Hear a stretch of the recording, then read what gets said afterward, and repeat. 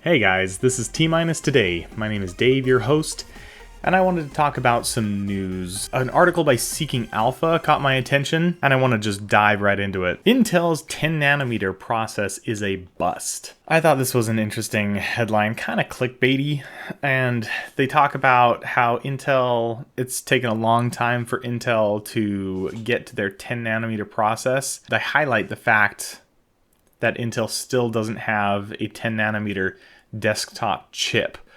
And they go over this. This article talks about a lot of stuff, and they do make some interesting mentions. Intel's timeline originally had 10nm chips going into volume production in the second half of 2015. But it is now, obviously, way into the second half of 2019, and they still have not released 10nm chips for desktop CPUs. They have, however, released them for mobile chips. So AMD is on 7nm and Intel is on 10nm. That doesn't mean that AMD is ahead. So AMD uses TSMC and Intel has their own manufacturing processes. And the way they're measured is debatable, but we know that Intel's 10nm process has about 100 million 0.8 transistors per square millimeter, and AMD's 7nm process only has 96 million transistors per square millimeter. So Intel actually has the better process when they get down to their 10nm process, and it just comes down to how they measure that. And this article is saying that there's a rumor on a German website, Hardware Lux, and a lot of people have talked about this, where they're going to scrap 10nm for desktop and invest heavily in 7nm chips.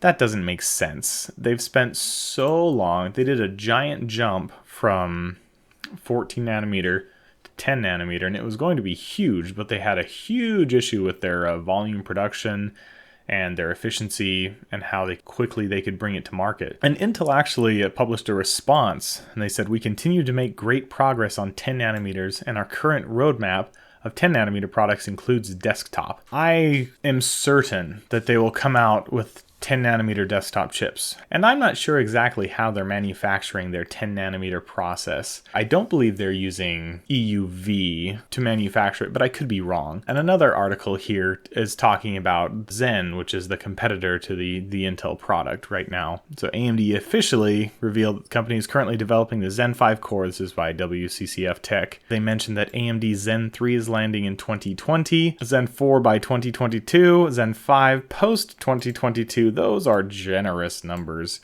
I would be surprised if Zen 3 was shipping in volume in 2020. We're probably looking at a 2021 release. And whether those are going to be DDR4 or DDR5, that is yet to be seen. And I wanted to talk about TSMC is using their 7nm FinFET process technology. And later, when AMD is going to be developing their Zen 3 chips, I believe they're going to be using the 7nm plus technology. And right here, our second generation 7nm plus technology entered risk production in August 2018. So when they were doing 7nm, it came in April 2017. And in 2018, they were shipping products pretty quickly after that. So they already entered risk production in August 2018. So it seems reasonable that we will be seeing these chips sooner rather than later. It says they will be the industry's first commercially available EUV process technology. So that confirms the fact that the Intel process is definitely not EUV just yet. So we went from like 28nm to 22nm to 14nm and then to 10, and now we're at 7-ish. There's different ways to measure that. But even though we're jumping from 10 to 7 to 6, the percentage gap is quite large. With the EUV technology, they gain 18% higher logic density over the N7 process, like 18 to 20%. I mean, just by going from 7 to 6. So it's quite interesting how all that is working out, and I'm excited to see where it goes. And Intel did, in fact, launch their first 10th generation Intel Core processor. Now, these processors are strictly for laptops and low power hardware. They do not have a desktop chip that is shipping at 10 nanometers just yet, and I don't believe they've announced a date for that at all. I've heard people out there say that there are no 10 nanometer products out, but obviously that's incorrect. There are processors shipping in volume to some extent, and they should be coming out with 10 nanometer desktop processors sooner rather than later, because they definitely would not want to wait till 2022 or 2023 to become competitive with AMD again. Our last bit of information here is very interesting. So the Nvidia GeForce GTX 1660 Super launches on October 29th for $229 USD.